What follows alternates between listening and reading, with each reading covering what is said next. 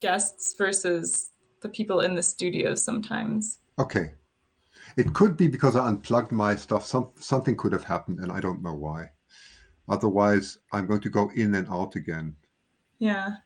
So it would be if I'm just going to put this in the comment too, but it would be helpful if anyone is listening and can hear this in the guests, if you would say who you can and can't hear, either myself, Georgia, or Okay, Christian, now. or the guests from O.W.L. Yes. So Betty says she can hear me, I think, but if you can say like, Can oh, I hear Georgia, um, Hi, here, and someone Christian. else says That's they can good. hear So Christian. Heather's hearing me now. That's good because I changed my microphone to the front microphone. So I'm just going to take this off. So I won't need this anymore. So that's good. That's good. I really have to change some things here. I think something is playing crazy. I'm so sorry. I'm gonna try and get everything right.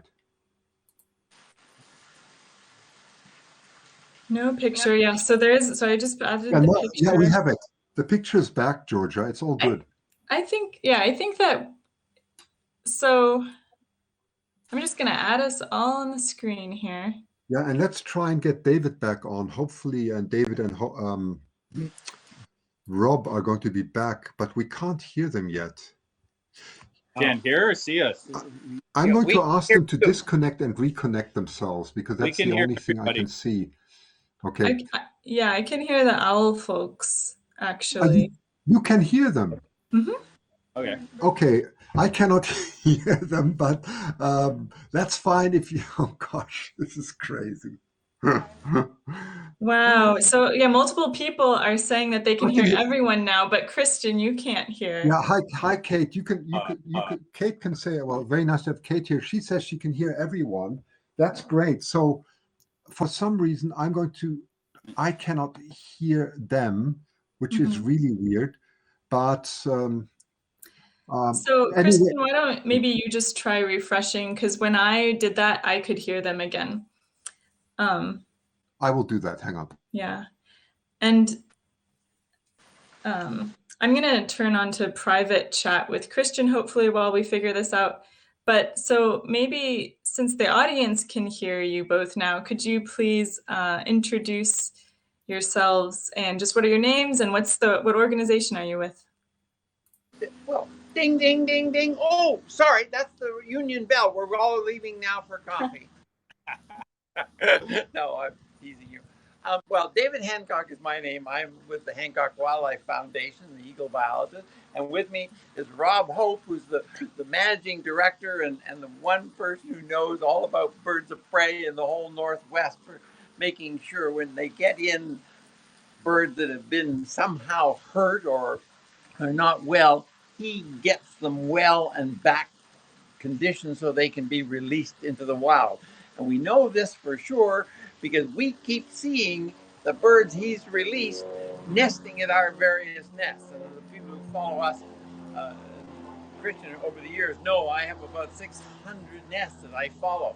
And we have had dozens of his released birds appear to be nesting at our sites. So Rob has done just a phenomenal job over these past years. And so, Rob, um, go ahead. You say what you do here, other than what I've said.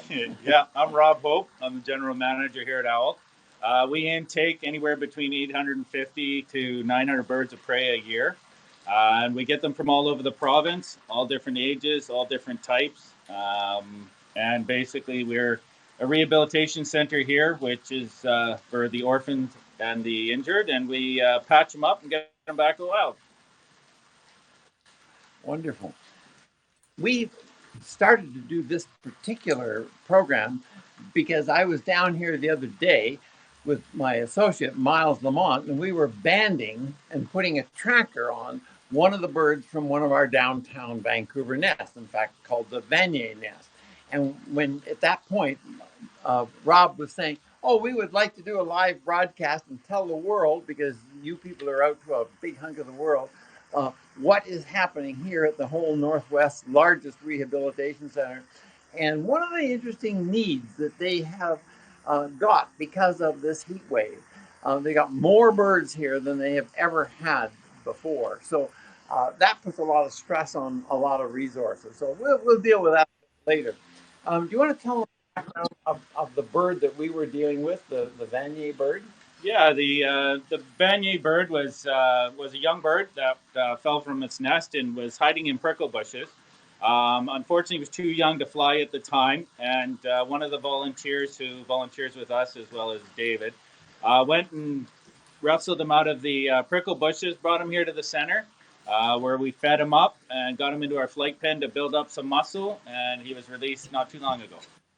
Great. And for those of you who are not really familiar with the scientific jargon, prickle bush may be scientific. It's also called blackberry.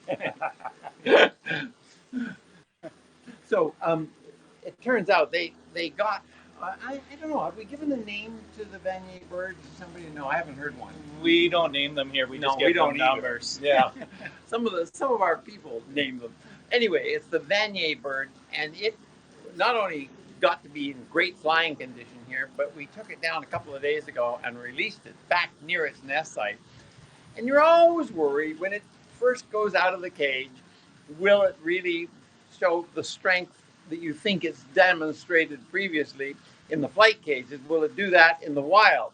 This bird flew about 550 yards over a whole bunch of big high trees and disappeared down behind them. We didn't see where it went. It turns out it went and flew underneath one of the Vancouver City bridges and off into, eventually that day, onto some people's ledges on the balconies of their high-rise apartments. So this bird is well on its way to being a world traveler. Oh, that's right. Yeah, and some of our birds that have trackers on them, we got one young bird a couple years ago that was released here in South Surrey, and within 3 days he was up in Bella. So that just shows the strength and condition that they have before they're released. For the people watching our website, he's referring to our Surrey Reserve bird from last year. I guess it's something 2. I forgot. 804. Yeah. Tracker something 4. And if you go to our website, you'll be able to see where that bird is. And left here. And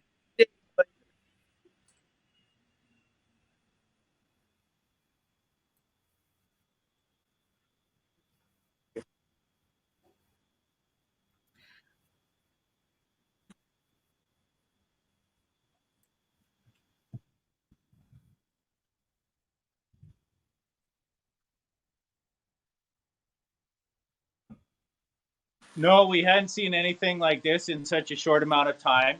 Our birds came again from all over the province. And in a period last year, between June 28th and July 2nd, we had 24 birds. And this year, we had 111 birds in that same time. And with the heat wave, a lot of the little guys were, 2-3 weeks behind, unfortunately couldn't fly. And they had no option but to go to the ground, leave their nests where a lot were found and picked up.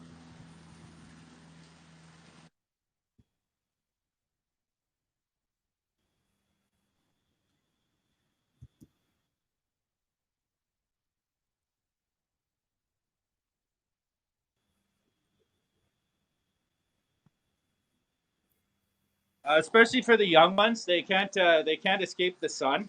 They're basically big sun shields, and what happens is they start to overheat. When the panting runs out, they're of course too young to fly to find water to cool down, and oftentimes they only have one other option to try and cool down, and unfortunately it's the one where they come out of the nest and come to the ground. Yeah. Oh, so we have a few people commenting that they can't hear you again, Christian. I just wanted to say, so I don't know if you wanted to try refreshing again, and I can ask, I was curious, so you said that because of this heat wave, you're getting record numbers of submissions, right? And it sounds like you do a lot normally. You get a lot of animals in and you raise them up till they're healthy, and then you track them to make sure that they're like going on to live like good lives and stuff, and seeing what they're getting into. But what does record number of submissions look like for you right now? Like how many are you getting? And also, and is the type of submissions you're seeing now different because of the heat wave? Yeah, when we had the big heat wave here, that's when the numbers did skyrocket for about a 4-day period there. Last year we had 24 birds, and this year we had 111 birds, most of them being young. And in one day we had 19 birds admitted through the center. Normally we average 2 to 4 a day, and the biggest day we had was 19 in one day. That's a lot of work. Wow. And so mostly young birds you mentioned. And is that, and I know a little bit because I've been watching Christian stuff, but can you explain to us why mostly young birds are being admitted because of the heat wave? Most of them were young birds because normally this heat that we had doesn't hit until later on in the month. And unfortunately, when this heat wave hit, the birds weren't fully fledged yet. So they had a really tough go, which is why the amount of young birds upon admittance was so high. And also, just let me throw in this, birds have a great difficulty actually panting like we do. They will pant, their gular pouch will move in and out and help a bit, but they don't have a lot of surface skin through which they sweat, except inside the mouth and in their nose. So getting rid of this extra heat is really difficult for raptors. And so one of their challenges is on overheating, they just kind of begin to lose their mind, because once the temperature goes above their own temperature, they can't lose any heat. They just rapidly begin to cook in their own juices, literally. I mean, at 40 degrees centigrade, protein begins to disintegrate, and birds are already at 41, but they're panting and circulating their blood all the time to keep a bit cooler. But at 40 degrees, protein already begins to disintegrate. So if they can't keep the blood flowing and cooling them, then they have fairly quick problems. And that's what they were experiencing here. The birds were getting too hot in the nest, and as a desperation, they just jumped out. At least there was a momentary movement of air over their blood saturated wings with the sheaths are all full of blood. So they had a few moments until they hit the ground. Yep. When they were getting cool, but that would be it. And amongst some of the young birds that we did receive, they were also found on the ground with dead siblings. So there was some that didn't make it, unfortunately. Yeah, and I've heard that like birds don't even pant really the way that they do. It's their method of quote unquote panting is a little bit less efficient than ours is, and I think that's what you were saying with the gutter. What's the term again? The official term? Well, they have a gular pouch. They have that their mouth tissue when they open their mouth and pant is also has a few less feathers below the chin than when they open them up. So it's almost like having a bit of bare skin. It's at least bare on the inside, not greatly bare on the outside. So they have this great difficulty of getting rid of air. Now, it makes good sense. If you think of a bird, as soon as he wants to get cool, he just goes up and flies, and there's lots of air moving past all his parts, and he can cool off pretty quickly. Or he can fly to water where he can get an extra drink. But of course, in a hot nest, none of that is available to a young bird. They just sit there and cook. And many nests in the city area, many of the eagle nests, have no overhead protection, simply because there are not a great variety of trees. And so the eagles don't get to choose from enough branch options to put the nest below where there would be shade offered to the chicks. So they're sitting right out in the heat the whole time. Now, as Rob pointed out, normally that works out okay. They've balanced their time for nesting to get full size and out of the nest by the time our real hot weather comes in August. They're already gone and they've headed to Alaska by then. But this year, our heat wave came in June, or right at the beginning. Yeah. So it was a real challenge for the biology of these eagles. They've evolved a method of helping to get around our August heat wave by being full size and flying by then, and they just fly out of the country. But these birds quite got that big.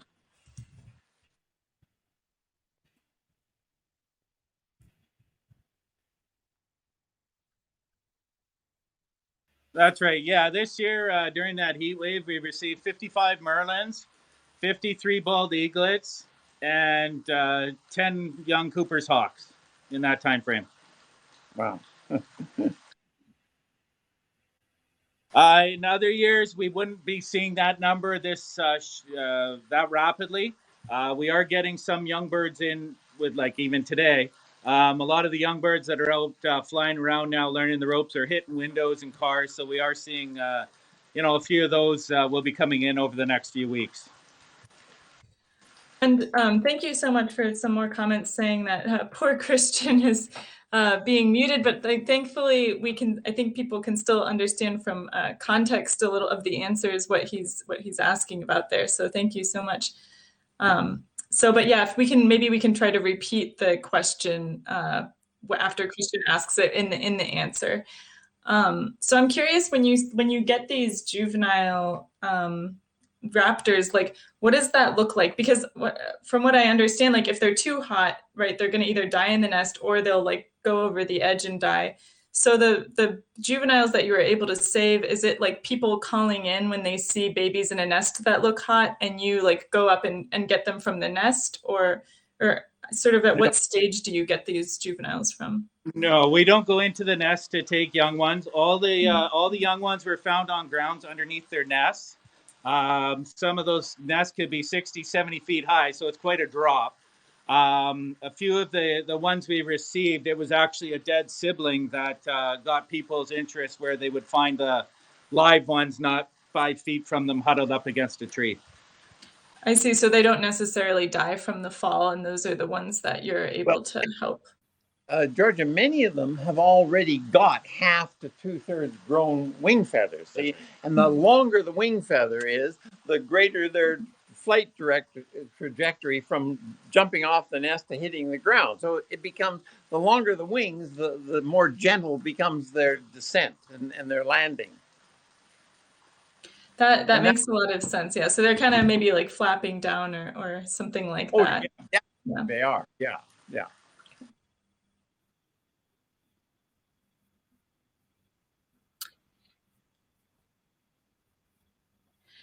Yeah, so Christian is just asking me to repeat that he put the link in the comments for the O.W.L Rehabilitation Center, and that also that there is a donate link so that you can donate to help support these, much higher than anticipated sort of rescue efforts that they're having to do this year.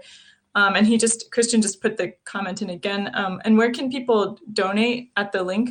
Is that correct, Christian?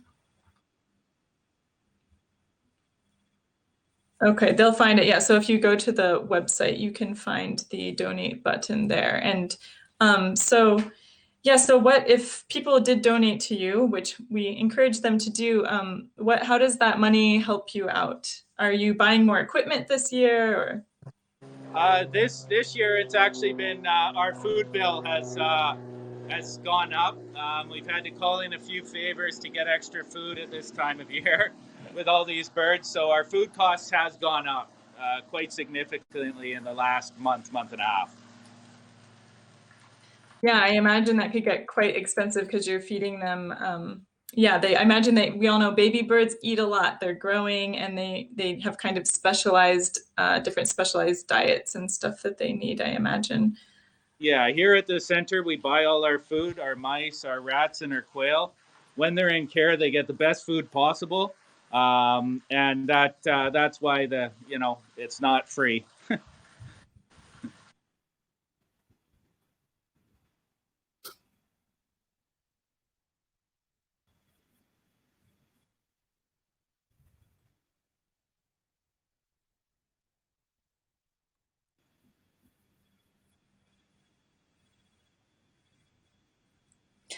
Oh, so Christian was just commenting, and they mentioned that they've had some food donations, and you were mentioning that David brought 100 pounds, donated 100 pounds of salmon.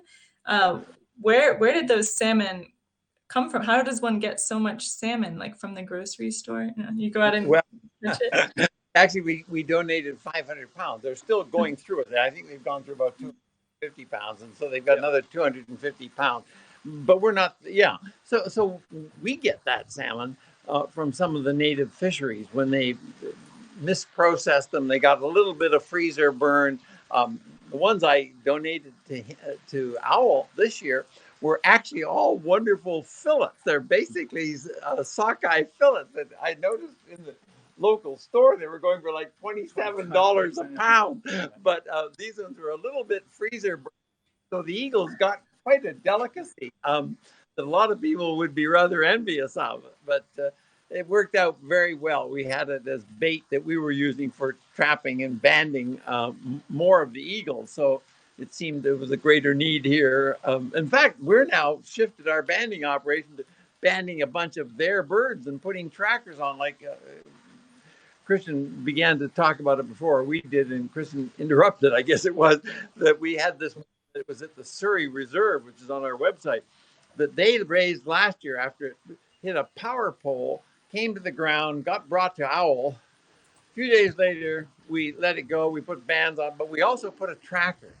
And 2 days after putting that tracker on it, this bird had flown all the way up to the Alaska border at the mouth of the Stikine River.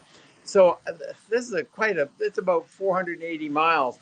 So it did quite well for 2 days all on its own because it went by itself. The parents actually were still here when that happened. So it was kind of interesting. So this year we're going to do a whole series of birds. And we released the first one a couple of days ago, 3 days ago now at O.W.L. And it came from here as well. It was from another one of the nests that we followed quite actively. So we're now just going to put that bird onto the website to show where it's going so that people can follow it. Again, one of the birds released here from O.W.L.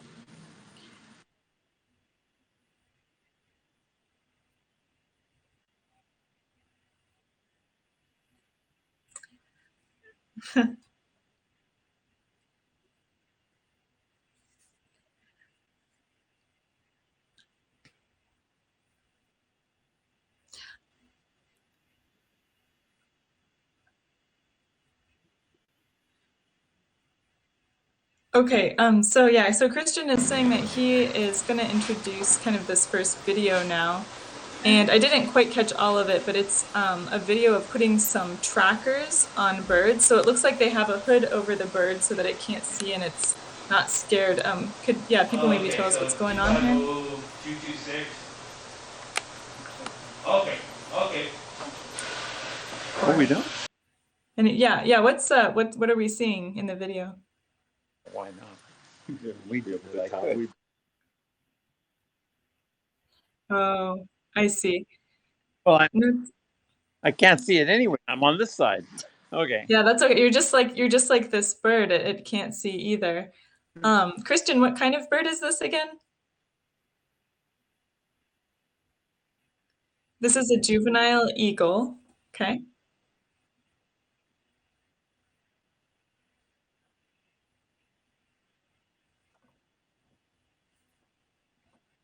So Miles, who we see on the left side here in this video, it's a pause now, he's adding a tracker on to the back of the bird. So in between its wings there on the back.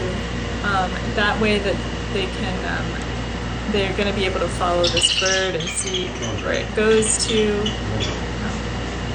see it close. The intense scheduling happening on the whiteboard back there.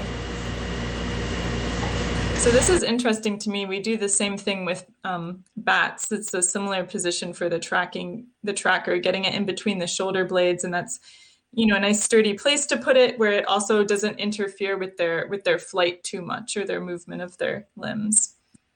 Miles.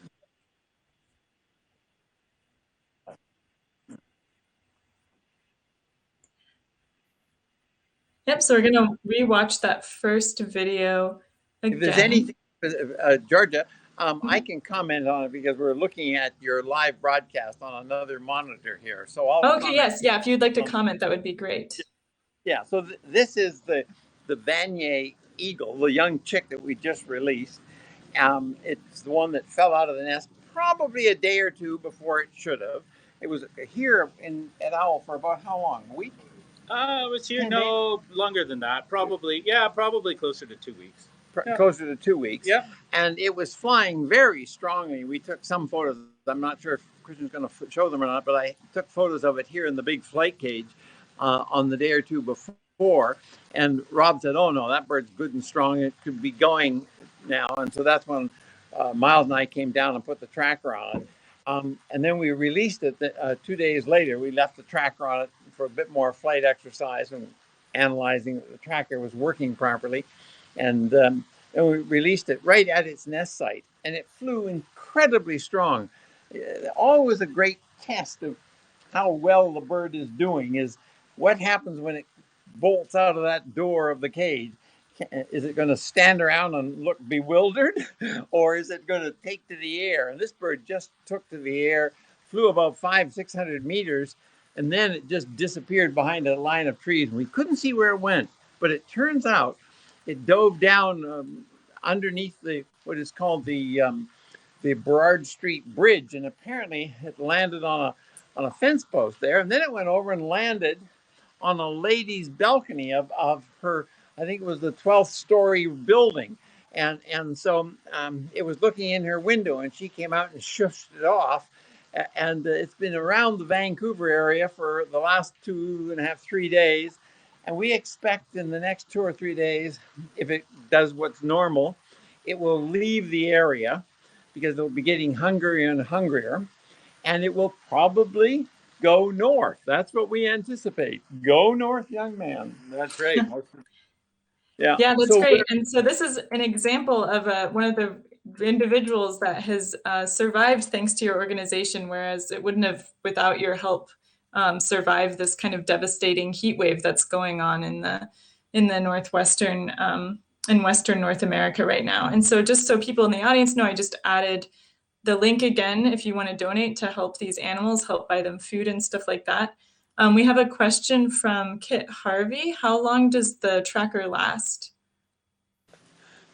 Well, the last tracker, the one we put on the bird in South Surrey, it's been going all last year, and it's just about a year today or last week or this week that we put that tracker on.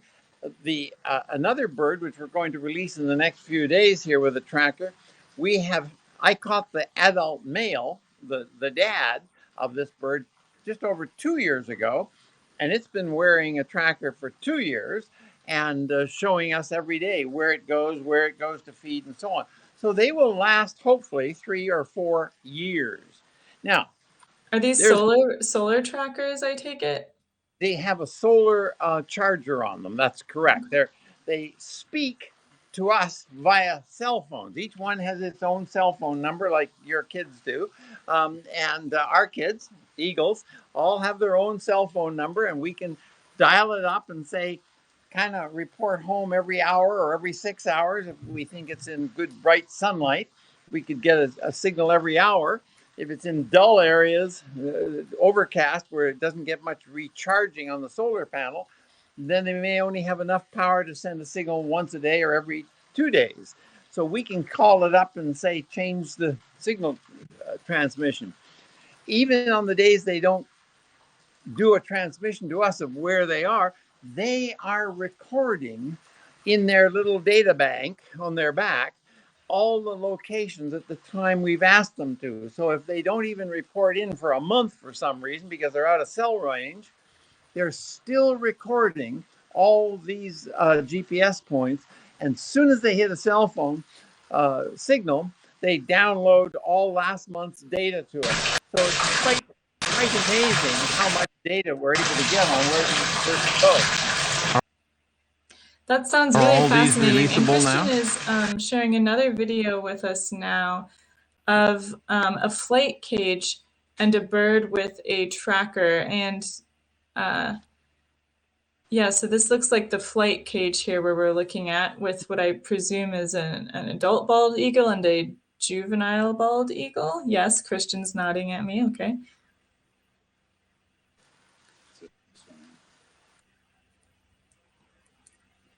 Yeah, so that cage that you're showing, that's our flight pen here at the center. It's 120 feet long with an 80-foot pool that's full of live rainbow trout. And it's for eagles and ospreys, and it gives them enough flight space that they can fly and build up their strength. And if they feel like going for And I see that we're zoomed in on the tracker on its back right now, so we can see the little solar panels and stuff. Wow, that's so cool. We lost you for a second, David.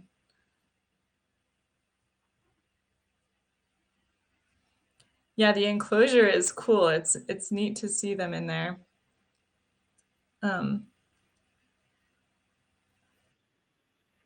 Yeah.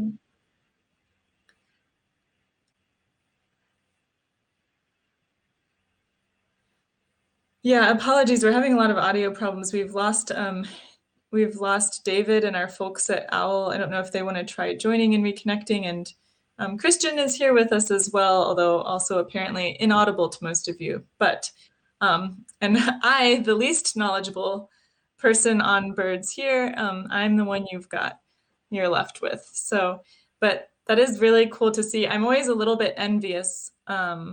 You know, with these solar panel trackers are cool, but they're also a little bit heavy, so you can't use them on a lot of really small animals. Even you can use them on birds much smaller than this, but there is a size limitation with the solar tracking. So hopefully, as technology advances, our wildlife tracking capacities will also continue to increase.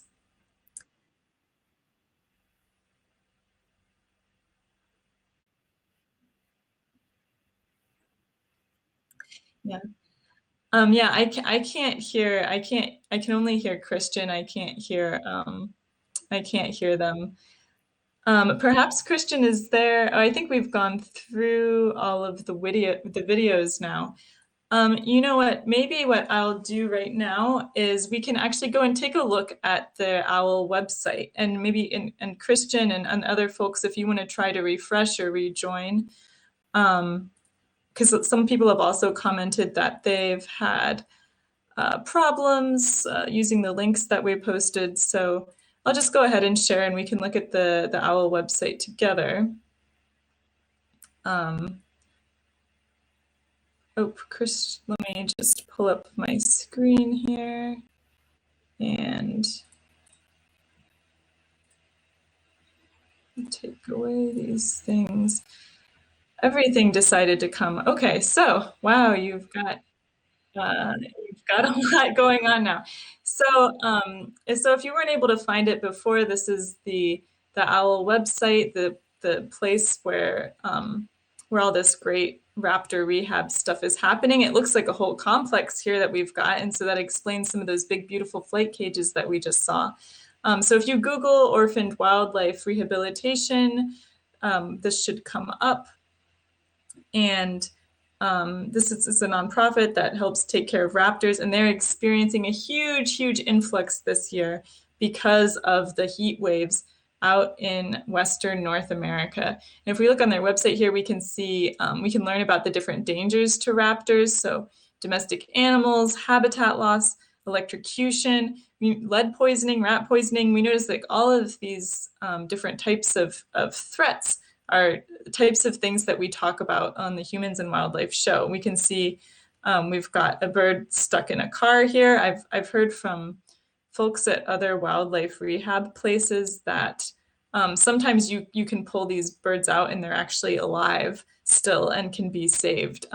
So if you do hit a bird and a raptor and it's like this, don't despair. Call a wildlife rehab person, and you might be able to protect them still. They might make it. So we can learn about different threats on their website. We can learn about the different education programs that they have.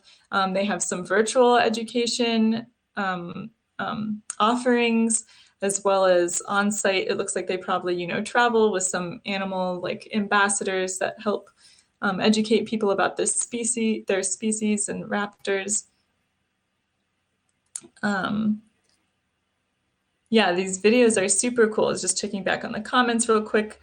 And let's see. And of course, one of the things that we're trying to encourage with this presentation is checking out the ways to help this wildlife rehab place. And so, they do have, looks like opportunities for some in-person volunteering. But for most of us, the ways that we can help are to donate. So they have some membership options. You can sponsor a raptor. And also you can do your part by learning about the different threats to raptors so that you don't inadvertently contribute to harming of these wonderful animals. So that's about it. They got some news and events and stuff like that. I'm going to stop sharing my screen now and see if we have sound perhaps from Christian or other folks.